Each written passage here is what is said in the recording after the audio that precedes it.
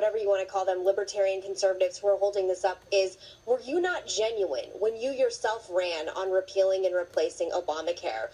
Was this just something that you think that you want to go to your constituents, if you're a Rand Paul, if you're a Lisa Murkowski, and you're only going to have their specific needs and wants at hand? Because this is also, other than about your personal state, this is about America as well, and the absolute collapse of Obamacare. And if these people aren't willing to work together and ultimately work for the good of the Republican Party, it's going to be a very, very, very scary midterm election. Well, I'm actually going to respond to you, but I'm going to put it to Greg, sure, if you don't mind. So, Greg, I just think that when I look at the polling numbers, most Republicans don't like this bill. Nobody likes things that they can't understand, and this is always going to be an issue with health care.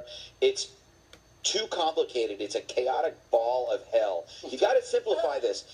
If somebody comes along and just says, treat health care like car insurance, we'll cover the big stuff, you take care of the small stuff, that means my insurance will cover the car accident, but I pay for the oil change, I pay for the tune-up, I pay for the gas, I pay for the waxing. And then you introduce competition.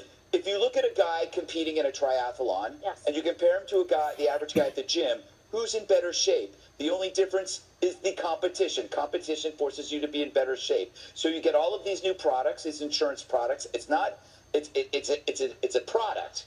Products have to compete. Simplify it. That's all it takes. I don't think this is ever going to be resolved until we agree to simplify. Oh, so you don't think that this is going to pass? I think that this is going to go on way beyond our lives. Okay, so Kimberly, here's the plan. Here's the Democrat. Here's the Democrats' take on Capitol Hill. Yeah. That the president just wants a win, and so he'll take whatever he can get, even if it's not a good bill. Oh my God! Really? Yeah. What do you think? What do you think? I think. You think that it's true. I think that's ridiculous. Oh. I think that is just so small-minded, so partisan, unhelpful. Comments like that are actually making me and about half of America sick. But didn't he celebrate? Didn't he celebrate the House bill when the House bill passed? And then later he said the House bill is a mean bill. He wants to do something that is better for Americans, better for them, for their health care and for their choices, so that people aren't held hostage by insurance companies. And yes, put competition in it.